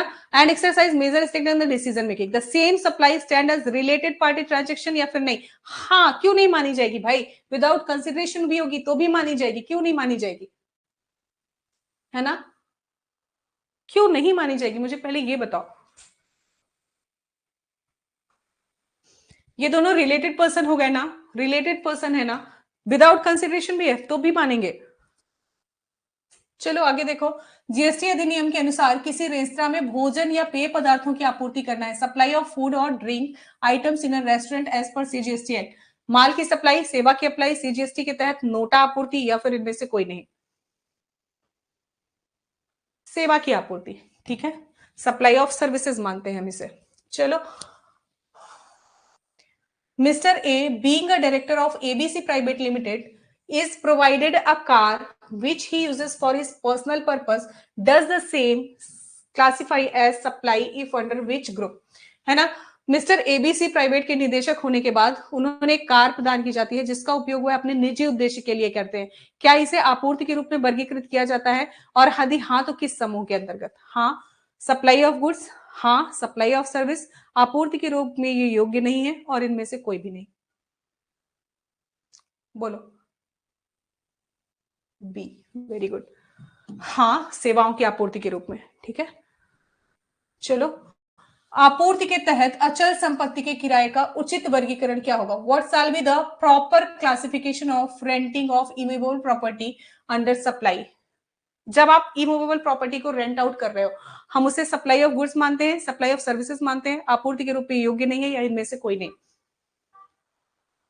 हमने कल बहुत अच्छे से पढ़ा है सेवाओं की आपूर्ति, ठीक है। रेंट, लीज कुछ भी कर रहे हो, ABC lieutenant ABC limited offers a software to business for smooth processing of returns and accounts. Such software shall be considered as, आप सॉफ्टवेयर यूज करो, माल की सप्लाई, सेवा की आपूर्ति, आपूर्ति के रूप में योग्य, इनमें से कोई नहीं। सॉफ्टवेयर वाला टाइम है ना। सॉफ्टवेयर भी हम क्या करते हैं, सेवा की आपूर्ति के रूप में रख रहे हैं। चलो, इंटेलेक्चुअल प्रॉपर्टी है ना, temporary transfer to permitting use of intellectual right और प्रॉपर्टी इज क्लासिफाइड। माल की आपूर्ति, सेवा की आपूर्ति, आपूर्ति के रूप में योग्य नहीं है या शासन? इंटेलेक्चुअल प्रॉपर्टी की बात हो रही है, बताओ फटाफट। सीधी सी बात है, सेवा की आपूर्ति। चलो, राम को अपने बेरोजगार अनुबंध के समय पूर्व समाप्ति पर अपने नियोक्ता से 5 लाख की प्राप्ति हुई है। जीएसटी का नियतार्थ होगा, Ram has received a sum of 5 lakhs from his employer on premature termination of his contract of employer. The GST implication will be, यह आपूर्ति नहीं है इसलिए जीएसटी लागू नहीं होगा। यह बिना प्रतिफल की आपूर्ति है इसलिए जीएसटी लागू नहीं होगा। यह आपूर्ति है इसलिए जीएसटी के दायरे में आता है। सप्लाई नहीं, छूट है। फटाफट बताओ क्या होगा, कल ये डिस्कस किया है। एम्प्लॉयर एम्प्लॉई किधर रखते हैं हम? अगर सीटीसी में कुछ भी है, कुछ भी जो भी उसका एम्प्लॉयमेंट के टाइम पे जो भी एग्रीमेंट हुआ है, उस टाइम पे अगर कुछ भी चीजें, हम उसे क्या करते हैं, सप्लाई ही नहीं मानते हैं, है ना। तो वह आपूर्ति नहीं है, इसलिए जीएसटी इसमें लागू नहीं होगा। चलो, रोजगार के दौरान कर्मचारी द्वारा नियोक्ता को प्रदान की गई सेवाओं पर जीएसटी देय है या फिर नहीं है? नियमित आधार पर, कंपनी द्वारा नियोजित अनुबंध आधार पर, एक ठेकेदार द्वारा निर्वेश, या फिर इनमें से कोई भी नहीं। GST is payable on the service provided by the employee to the employer in the course of employment.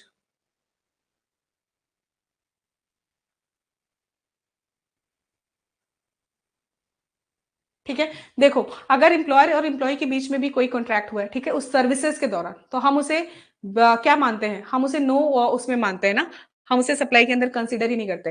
हालांकि ऑप्शंस में कुछ चीजें हैं, तो ठीक है, अगर हम एक बात मान ले कि एक ठेकेदार अगर कोई कॉन्ट्रैक्ट बनाता है उसमें, तो हम मान सकते हैं, अदरवाइज नहीं। नियमित आधार पर तो हम कभी भी नहीं मानेंगे, ठीक है। नियमित आधार पर तो हम इसे देख ही चुके हैं नो कंसिडरेशन वाले केस में, है ना, हम रट भी चुके हैं उसको।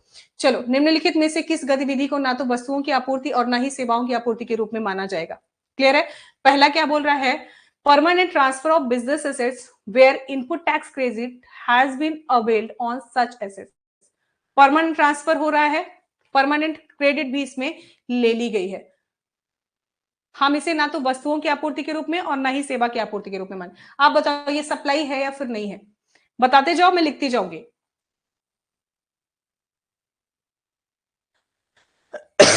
बोलो, है या फिर नहीं है?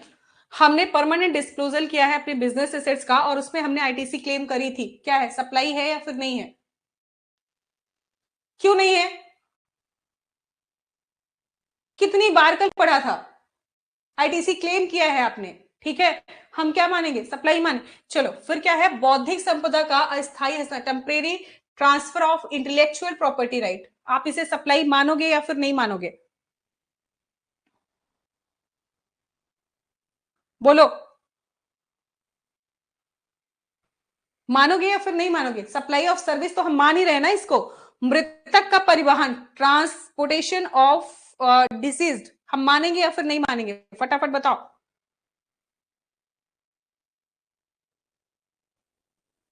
नो। रोजगार के दौरान किसी कर्मचारी द्वारा नियोक्ता को दी जाने वाली सेवाएं, नो। मतलब हमारा ऑप्शन जो करेक्ट है वो थर्ड एंड फोर्थ है, ठीक है, थर्ड एंड फोर्थ है, डी ऑप्शन, इसका ऑप्शन गलत था, ठीक है। हम दोनों कल हमने रटाई है ना, कल मैंने आपको ट्रिक से रटाया है, किसको नहीं मानेंगे किसको मानेंगे। क्लियर है? ये दोनों तो है ना, यहाँ पर हम इंटेलेक्चुअल सप्लाई मान रहे हैं, सर्विसेज मान रहे हैं।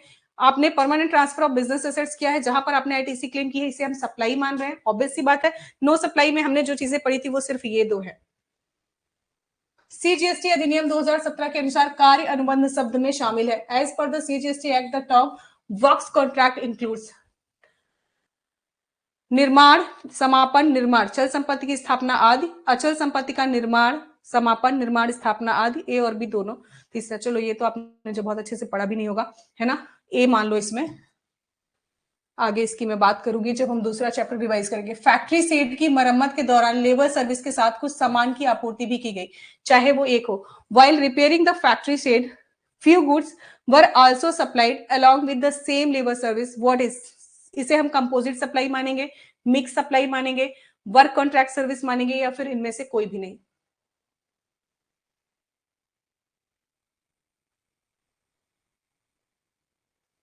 है ना, फिलहाल हम इसे वर्क कॉन्ट्रैक्ट सर्विस मानेंगे, ना ही कंपोजिट में आता है ना ही मिक्स्ड में आता है। चलो अगला देखो, कार्य अनुबंध के तहत माल में स्वामित्व का हस्तांतरण किस प्रकार की आपूर्ति का गठन करेगा? What type of supply shall transfer of title in goods under work contract? माल की आपूर्ति, सेवा की आपूर्ति, अधिकार के विकल्प पर दोनों में से कोई एक या इनमें से कोई भी नहीं। What type of supply shall transfer of title in goods under work contract constitute? 45।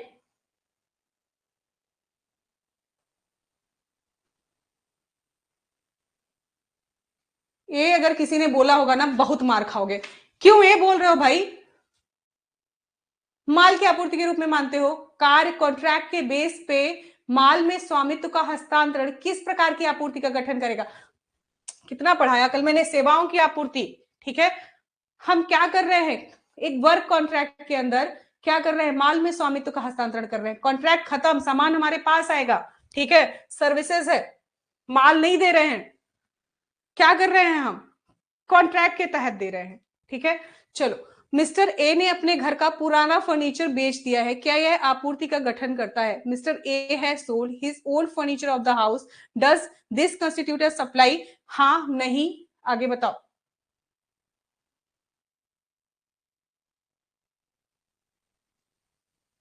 बोलो।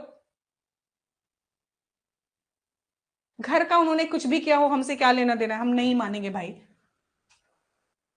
47, अजय ने अपने जमीन अजय ने अपनी जमीन मोहन को 3 साल की अवधि के लिए किराएदारी के लिए दे दी। ऐसी किराएदार को किस प्रकार वर्गीकृत किया जाएगा?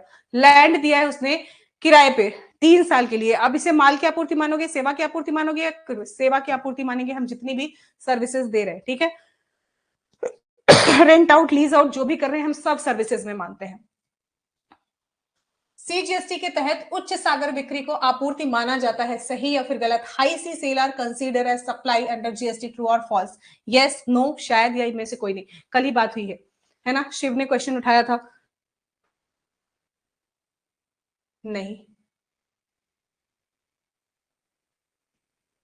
नहीं, वेरी गुड, ठीक है, नहीं। ऐसे आंसर करते हो कितना अच्छा लगता है। Mikel limited of US supplies certain goods to ABC Private Limited of Mumbai. Before goods reach Mumbai port, it supply to those goods to XYZ Private Limited by transfer of documents of title of goods. What kind of transaction is this? कल ही पढ़ा था हमने, है ना। चलो, America के Michael lieutenant ABC private limited को कुछ सामान की आपूर्ति करते हैं, मुंबई के लिमिटेड, है ना, और पहुंचने से पहले ही यह उन सामान को XYZ प्राइवेट लिमिटेड को सप्लाई कर देता है माल के स्वामित्व के दस्तावेज के हस्तांतरण द्वारा। यह किस प्रकार का ट्रांजेक्शन? आप इसे ट्रांसफर मानोगे, हाई सी सेल मानोगे, कंपोजिट सप्लाई मानोगे, या फिर सप्लाई मानोगे? क्या मानोगे? हम इसे हाई सी सेल मानते हैं। ठीक है, सामान पोर्ट में आया भी नहीं था। मिस्टर एक्स, हाँ चलो आगे देख लेते हैं। मिस्टर जीएसटी की लेनदारी होगी। Mister X supply a laptop for 40,000 mister Y along with a barter of printer, the value of the which is 4,000 but the open market value of the laptop is not known, the GST liable will be। चलो अभी पढ़ाना बाकी है मुझे, है ना, पर मैंने क्लास में बहुत अच्छे से पढ़ाया है। ठीक है, क्लास में मैंने बहुत अच्छे से पढ़ाया है इन तरीके के क्वेश्चंस को। बताओ मुझे क्या होगा।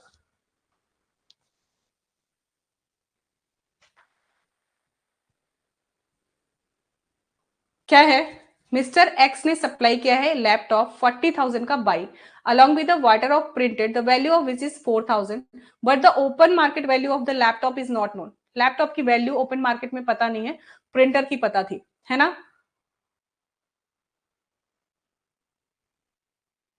बताओ, रिपीट ही कर रही हूँ, ठीक है। मिस्टर जीएसटी की लेनदारी होगी, कितना जीएसटी होगा? Mister X supply a laptop for 40,000 to Mr. Y along with the barter of printer and the value of which is 4,000, but the open market value of the laptop is not known. The GST liability will be, क्यों D होगा? D क्या होगा ये बताओ। Open market value हमें नहीं पता है, क्वेश्चन छोड़ दो अगर अभी समझ नहीं आ रहा, ठीक है। बाद में मैं इसे अच्छे से एक्सप्लेन करूंगी नेक्स्ट चैप्टर में, जब हम लेवी पढ़ लेंगे तो आपको शायद समझ में आएगा, ठीक है। कुछ और क्वेश्चंस डिस्कस करेंगे, लेकिन हाँ जब मैंने क्लास में कराया ना तो बहुत अच्छे से कराया था, ठीक है। बट कितना क्या हमें देना है, कब लेना है, कौन सी वैल्यू में हमें कंसिडर करना है, क्लास में हमने बहुत अच्छे से पढ़ा था। ऑप्शन डी होगा भी नहीं, ठीक है, बाद में बात करेंगे उसकी। मिस्टर ए एक प्रसिद्ध गायक है, उन्हें लाइफ टाइम अचीवमेंट पुरस्कार मिलता है, जिसमें से एक स्मृति चिन्ह और इकाई, दहाई, सैकड़ा, हजार, 10,000, लाख, 10 लाख, 10 लाख का चेक भी शामिल होता है। यह क्या है ना? जीएसटी को आपूर्ति एवं प्रभार, सप्लाई एंड चार्जेबल जीएसटी, आपूर्ति लेकिन जीएसटी के दायरे में नहीं है, आपूर्ति नहीं है और इसलिए जीएसटी लागू नहीं होगा, या इनमें से कोई नहीं। फटाफट बताओ, फटाफट बताओ मुझे क्या होगा, ये तो हमने पढ़ा है।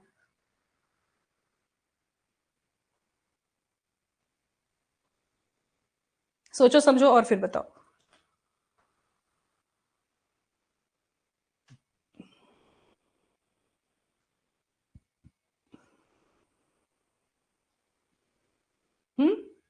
सी किसने दिया भाई?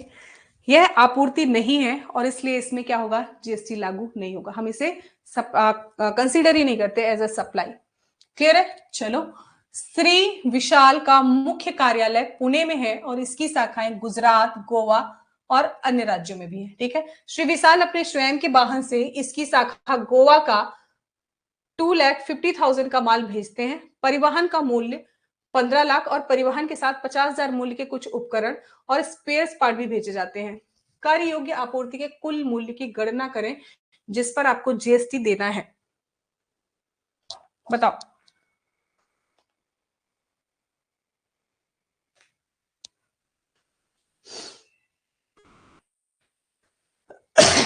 2,50,000 का माल भेजते हैं। कुछ क्वेश्चन में गड़बड़ी है क्या? एक मिनट, क्वेश्चन चेक करने दो मुझे।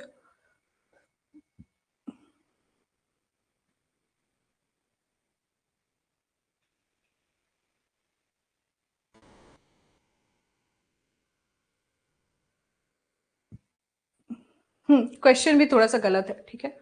क्वेश्चन भी थोड़ा सा गलत है, तो चलो अभी इसको रहने दो। क्वेश्चन भी थोड़ा सा गलत है ना। मिस्टर एक्स नई कारों के डीलर हैं, वह नई कारें 78,25,000 में बेचते हैं और पुरानी कार छोड़ने पर इतने का काम करने पर सहमत होता है। ये हम बाद में पढ़ेंगे, ठीक है। ये जब मैं आपको एक बार कंसिडरेशन वाला पार्ट पढ़ा दूं, एक बार रिवाइज करा दूं, फिर ये वाले क्वेश्चंस मैं कराऊंगी तो आपको ज्यादा अच्छे से समझ में आएगा। क्लियर है? तो ये जितने भी न्यूमेरिकल वाले हैं ना उनको भी छोड़ते हैं, मैं एक बार आपको पढ़ा लूं क्योंकि मैंने कल रिवाइज ये नहीं कराया है ना। वैल्यू ऑफ सप्लाई एक बार मैं रिवाइज करा लूं, फिर ये वाले क्वेश्चन में डाल दूंगी उसमें, उस वाली स्लाइड में। क्लियर है? चलो अभी ये देखते हैं। चलो हमें क्या करना है, समग्र आपूर्ति और मिश्रित आपूर्ति का हिस्सा बनने वाली वस्तुओं में यहाँ कुछ उदाहरण दिए गए हैं जिनमें से आपको यह पहचानना होगा कि समग्र आपूर्ति और मिश्रित का सही एग्जाम्पल। हमें कंपोजिट सप्लाई और मिक्स सप्लाई पढ़ना है, ठीक है। श्रीमान एक कार खरीदते हैं और नाम मात्र राशि का भुगतान करके कार की वारंटी और रख रखाव खरीदते हैं। यहाँ कार, वारंटी और रख रखाव एक मिश्रित आपूर्ति है या फिर नहीं है? पहले मुझे ये बताओ, एक कार खरीदते हैं, नाम मात्र राशि का भुगतान करके कार की वारंटी और रखरखाव खरीदते हैं। यहां पर कार, वारंटी और रखरखाव एक मिश्रित आपूर्ति है या फिर नहीं है? पहला मुझे ये बताओ, ठीक है। फिर एक कार खरीदते हैं, मामूली राशि का भुगतान करके कार की वारंटी और रखरखाव खरीदते हैं। यहाँ कार, वारंटी और रखरखाव एक समग्र आपूर्ति है या फिर नहीं है? कंपोजिट सप्लाई है या फिर नहीं है? ठीक है। श्रीमती ए माइक्रोवेव ओवन का उपयोग करने के लिए ओवन और कुछ बर्तन खरीदती हैं। माइक्रोवेव ओवन और बर्तन दोनों एक ही कीमत पर बेचे जाते हैं। यहाँ माइक्रोवेव ओवन और उसके बर्तन मिश्रित आपूर्ति है या फिर नहीं है? श्रीमती ए दुकान से चॉकलेट, जूस और बिस्किट खरीदती है। सभी वस्तुओं की अलग अलग कीमत है। चौको जूस और बिस्किट मिश्रित आपूर्ति है या फिर नहीं है? हाँ या ना बोलना है, ठीक है। तो देखो पहला क्या बोल रहा है, एक कार खरीदते हैं और नाम मात्र राशि का भुगतान करके कार की वारंटी, तो क्या हम इसे मिक्स सप्लाई बोलेंगे? हाँ या ना बोलो। पहले को हम मिक्स सप्लाई बोलेंगे या फिर नहीं बोलेंगे? पहले का ऑप्शन दो, पहला बोलो, पहला।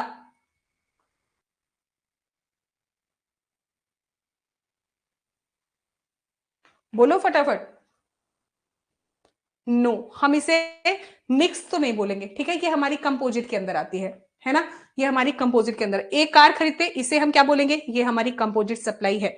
मिस्टर श्रीमती ए माइक्रोवेव ओवन में उपयोग करने के लिए एक माइक्रोवेव और कुछ बर्तन खरीदती हैं। दोनों की कीमत एक ही है। माइक्रोवेव ओवन और उनके बर्तन मिश्रित आपूर्ति है ना? सेम कीमत है। क्या दोनों एक नेचुरल बंडल के रूप में आता है? नहीं, ऐसा बिल्कुल भी नहीं है ना? आता है या फिर नहीं आता? फटाफट मुझे ये बताओ, क्या करोगे आप? इसे कंसीडर करते हो या फिर नहीं करते हो? तो हम इसे मिश्रित सप्लाई मान सकते हैं, है ना? दोनों की कीमत एक जैसी है। फिर ए दुकान से चॉकलेट, जूस और बिस्किट खरीदती है तथा सभी वस्तुओं की अलग अलग कीमत है। इनको हम मिश्रित आपूर्ति या फिर कंपोजिट एंड मिक्स सप्लाई, हम इसे क्या मानेंगे ये बताओ? चौथे में दुकान से चॉकलेट, जूस और बिस्किट खरीदती है, सभी वस्तुओं की अलग अलग कीमत है। चौको जूस और बिस्किट मिश्रित आपूर्ति है या फिर नहीं है? बताओ मुझे। थर्ड भी हमारा मिक्स है, उसमें सब कुछ मिला जुला है ना, कोई भी ऐसा नेचुरल बंडल के रूप में नहीं आता। तो हम तीसरे चौथे को भी क्या मान सकते हैं? हम चौथे को भी मान सकते हैं कि ये हमारा क्या है? चौथा भी हमारा मिक्स सप्लाई के अंदर ही आता है ना? तो मतलब जो हमारा 54 क्वेश्चन है, 54 का आंसर हम क्या मान सकते हैं? हमारा सी सही होगा, सेकेंड, थर्ड एंड फोर्थ, है ना? ये तो है ही नहीं, इसे हम नाम मात्र, ये हमारा मिक्स सप्लाई नहीं है, इसे हम कंपोजिट सप्लाई के रूप में देखते हैं। चलो अगला देखते हैं। समग्र आपूर्ति के अंतर्गत मुख्य वस्तु क्या होगी? प्रधान वस्तु, उच्चतम कर दर वाली वस्तु, करदाता के विकल्प के अनुसार, या फिर इनमें से कोई नहीं। हम बात किसकी कर रहे हैं? कंपोजिट सप्लाई की। कंपोजिट सप्लाई में मुख्य वस्तु कौन सी होगी? सीधी सी बात है, जो प्रिंसिपल आइटम होगा, है ना? लैपटॉप के साथ बैग, तो जो लैपटॉप होगा वो हमारा प्रिंसिपल आइटम होगा। क्वेश्चन नंबर 56, समग्र आपूर्ति में मुख्य आपूर्ति वस्तुओं की आपूर्ति है, जबकि सहायक आपूर्ति में आपूर्ति के समय, मैं इंग्लिश पढ़ लेती हूँ, ठीक है? In composite supply the principal supply supply of goods, where as in ancillary supply supply of services, which provision shall apply in respect of the supply. सेवा की आपूर्ति का समय, माल की आपूर्ति का समय, या तो एक या तो बी, इनमें से कोई नहीं। टाइम हमारे में है नहीं, फटाफट बताओ। 56 का बी अभी ऑप्शन मान लो, है ना? हमारे पास टाइम वाला कॉन्सेप्ट नहीं है, कि क्वेश्चन थोड़ा सा इधर उधर हुआ है, कोई बात नहीं। चलो, messrs x lieutenant dealer shirt, घड़ी, बटुआ, किताब के कॉम्बो पेश करता है और उन्हें एक किट के रूप में बंडल किया जाता है। किट मिश्रित आपूर्ति के रूप में एक ही कीमत पर है, अलग अलग है ना? तो मिश्रित आपूर्ति पर कर क्या लगाया जाएगा? जो सबसे ज्यादा होगा, तो ऑब्वियस सी बात है, क्या सबसे ज्यादा है? 12, 18, 5, मतलब हमें 18% लगाना है ना? कॉम्बो बनाते हैं, जिसमें सबसे ज्यादा होगा वही हमें देना है। फिर क्या है? यह किस प्रकार की आपूर्ति है? अस्पताल में डॉक्टर की सलाह के अनुसार मरीजों को भोजन की आपूर्ति दी जाती है। Composite supply, mix supply, work contract, या फिर इनमें से कोई नहीं। फटाफट बताओ। 58, 58 कंपोजिट सप्लाई है, ठीक है? मेन नहीं है, नेचुरली बंडल है। कोई आदमी एडमिट हो गया है तो उसे खाना देना है, ठीक है? तो हम इसे कंपोजिट सप्लाई के रूप में मानते हैं। X Y Z, in English पढ़ देती हूँ, ठीक है? प्राइवेट लिमिटेड मैन्युफैक्चर्स द जीज, order of ABC private limited, further after manufacturing it also get delivered, ABC limited gets the transit insurance done. What is supply of? Mix supply है, composite supply है, या इनमें से कोई नहीं है? आपको पता नहीं है, इंश्योरेंस वाला केस है ना? हम इसे कंपोजिट सप्लाई मानेंगे, मिक्स सप्लाई मानते ही नहीं है, नेचुरली बंडल्ड है, इंश्योरेंस वगैरह देना, ठीक है? चलो, निम्नलिखित में से कौन सा लेनदेन जीएसटी कानून के अंतर्गत आपूर्ति के रूप में नहीं है? जब प्रधान कार्यालय राज्य के बाहर अपनी राज्य या शाखाओं को कुछ भी आपूर्ति करता है, आप उसे सप्लाई कंसीडर करोगे या फिर नहीं? पहला बताओ। जब कोई व्यक्ति भारत के बाहर रहने वाले अपने बड़े भाई से अपने व्यवसाय के प्रयोजनों के लिए व्यवसाय का सेवाओं का आयात करता है, बिना प्रतिफल के कार्य का निपटान, और जहां आपूर्ति ने ऐसी कार्य पर दावा नहीं किया है। जब कोई प्रिंसिपल अपने एजेंट को आपूर्ति करता है और वो पंजीकृत है और उसी राज्य में स्थित है। फटाफट बताओ, किसको सप्लाई नहीं कंसीडर करोगे? थर्ड ही है ना? बिना प्रतिफल के कार्य का निपटान, और जहां आपूर्तिकर्ता ने ऐसी कार्य पर इनपुट टैक्स का कोई भी क्लेम नहीं किया गया है, तो हम सी ही मानेंगे, है ना। बाकी पहले में तो देखो, जब राज्य के बाहर अपनी शाखा को आपूर्ति करता है विदाउट कंसिडरेशन भी सप्लाई मानेंगे। भारत के बाहर रहने वाले अपने बड़े भाई से व्यवसाय के लिए कुछ भी ले रहा है, हम उसे सप्लाई मानेंगे। जब कोई व्यक्ति प्रिंसिपल अपने, हम इसे क्या मानते हैं, सप्लाई मानते हैं। एक ही है हमारा थर्ड वाला ऑप्शन, है ना। चलो सप्लाई हमारा खत्म हुआ, सप्लाई के सारे क्वेश्चंस भी खत्म हुए। अभी हम कल मैं आपको लेवी और आरसीएम कराऊंगी, फिर उसके बाद हम कुछ न्यूमेरिकल क्वेश्चंस करेंगे, ठीक है। चलो thank you so much for the session. कल से ये ना मैं मतलब ब्लैक में कर दूंगी तो समझ में आने लगेगा। ओके चलो।